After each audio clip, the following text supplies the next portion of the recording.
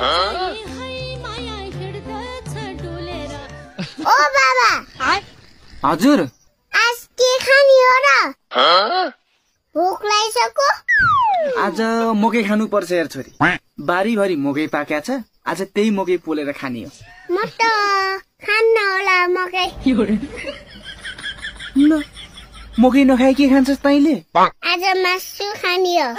ए अम्मा हो के को मासु खान्छस् कुखुराको भालेको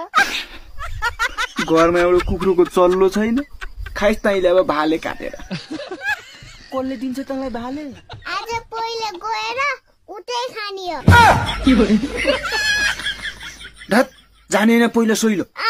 जाने हो धेरै नमात्ती अहिले कोठामा ठुनेर राखिदिन्छु अनि जालास पहिलो म त भागेर जान्छु